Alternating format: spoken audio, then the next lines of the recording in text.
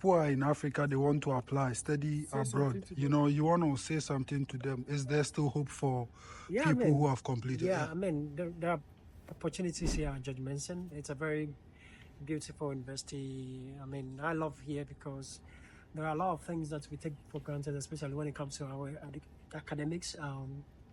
The modern digital technology in the classroom. There are a lot of things I've learned from here, especially how to operate or design documents, especially in presentation, Canvas, using Canva, PowerPoint, beyond PowerPoint, that we all know.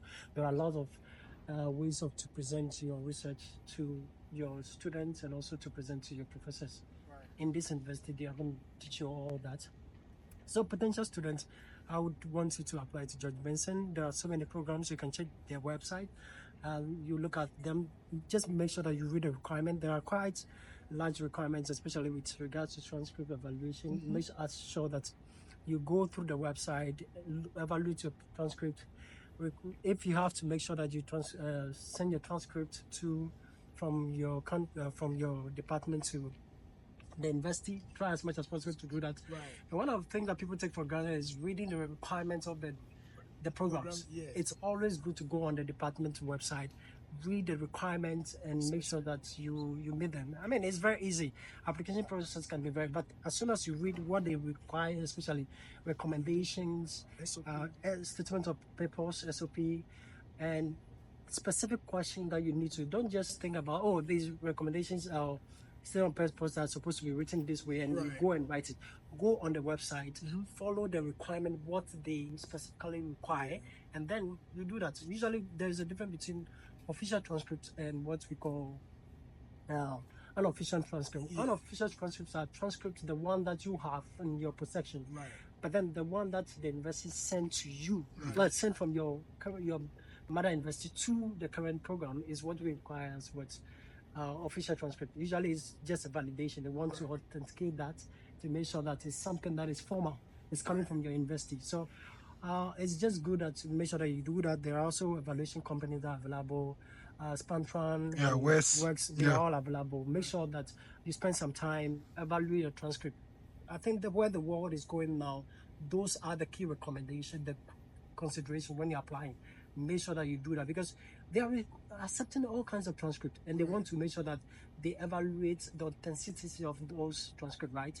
So potentially these are the things that are available, and if you follow through, it's very much easy. Make sure that you do that and spend time to go through the website of the university, read on the program requirements, and make sure that you meet them. I think that's the little I can say. George Mason is a very beautiful How about the university. hospitality, you know? I love it here because it's a very diverse community. You have a large number of Asian students here, Africans here, Caribbean students, all over. So you definitely, there's a large African community. So if you want to, I mean, have that kind of rapport with somebody, you definitely, I've been playing table tennis with a large number of Asian students that I usually meet at the gym or meet at the playing field.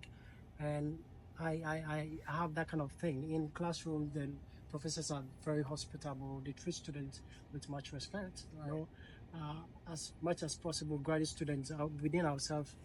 I invite colleagues to my house and invite me back and forth. There are so many places. I like home abroad. We met the gentleman we met. I attended home abroad, and it was so nice. They gave us food. They enjoyed good music. We took pictures. The hospitality level, for me, I would say it's something that is commendable, I can say. Do you have to pay application fees?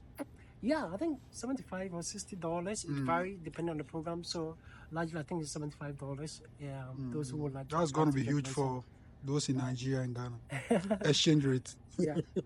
So yeah, the Johnson is a very. So your last word to people who want to, you know, apply. I mean, you guys are testimony to all these things. I can say it's just through hard work. Try as much as possible to stay true to yourself. Put in the best.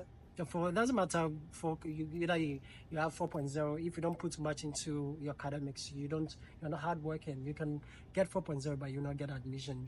But you can still get 3.0 and get so many schools calling or yearning for you to come. It's just a matter of you putting in the effort, doing your best possible, applying, sending cold emails to professors, and making sure that your resume or CV is well designed. People don't spend time to do, and people don't even write their statement of papers themselves. Right. These are critical things that you need to do. Most department want to see your statement papers resonate with them. They want you to write it in a way that they can see you having it. so much of the Right. department. Right. So before you come, they want to see whether you know much about the program. Right. So there are statement papers that students write that is like you are here and the statement papers Right. here. It doesn't reflect Have you. no correlation. It must be a correlation between your CV and what you intend to do, and also your aspiration. Right. They want to see you. What do you intend to do after the program? So most of the times, people find it very difficult to even tell what they want to do after the program. They want to somebody who knows what he or she is about, Right. right? Right. And also knows much about the department they are applying to. That is Right. why you can't write the statement of purpose without pinpointing or selecting at least 2 or 3 faculty who you would like to work with. Right. So one of the key things is develop a paragraph in your statement of purpose to the department. Talk a little bit about the program that you are applying for. Right. And try as much as possible to mention at least 2 or 3 people in that department whose work resonates with you, who you would like to work. Yes. And as soon as they see that aspect of the writing, Right. they understand that the student has Interest in your in the program and probably knows what he or she is about. Right. Okay, and I think that is one of the key things that can, be a game changer in terms of your statement of. It's not about boasting about, but I applied quite many when I was PhD. Right. I applied about 11 or 12. I've gotten about 11 PhD admissions, 10 in my area, that is rhetoric and technical communication, Right. and 1 in PhD in peace and development study, Right. an area I did an MPhil in. Right. It took a lot of effort on my part. Right. You know, I think I started my statement of papers almost like 3-4 weeks, months to the submission, and each one I'll spend a night going through it, reviewing it. I'll write, come back, change it, and I have to read some colleagues. Right. I read some colleagues to see how they go around it. It doesn't make you a bad writer. It's just a matter of trying as much as possible to meet what the requirements are. Yes. Right? And you know, academia, we always want to keep things to ourselves. It doesn't happen at this level. When you reach this level of it's just a matter of learning from other people. Yeah. What are other people doing? And we feel shy keeping things to ourselves. And by the time you realize you're struggling, and no, the least you could do for yourself is try as much as possible to be very collaborative with your peers, your friends, who probably are in other areas.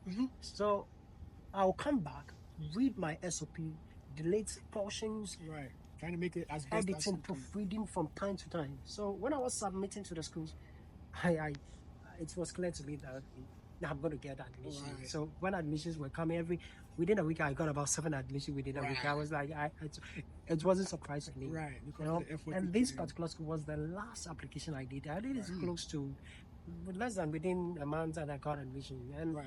so it took a lot of effort and commitment on your part and devotion to. I spent time reading on the website of every program. It's a conscious effort. Spend time read on the requirement, making sure that all the requirements are being met. Right. Right. Yes. So it can be a lot of effort. It can be a lot of devoting so much time, but by the end of the day, it's worth it doing all that, right? So yeah. So you think That's that is I what can worked say. differently for you in terms of securing 10 fully funded scholarship for a PhD program It's and even a presidential award scholarship? I can say it wasn't easy. It's kind of very difficult. I wasn't looking out for a presidential scholarship in George Mason. I was just applying to school. I got so many scholarship in terms of teaching assistantship, but then the last application that I did came with a presidential scholarship in George Mason. It's kind of something that puts a lot of responsibility on you. Right. Have to do a lot of research and work with faculty on projects, and I don't know, but I'm very sure that I'm committed to doing that, and every step I'm taking is towards that, just preparing. I'm not going to put so much pressure on myself. I'm just going to keep doing a little bit I can do possibly, Right. just to be there. And it's not an easy journey. Mhm. Writing all these SOP for all the department, all the various programs, it's not easy, Right. right? You want to meet their requirements. You want as much as possible to them to know that you know much about the program, Right. right? Mhm. So in our field, it's very easy because you are reading these people doing your master's program. You are reading their work, Right. you know.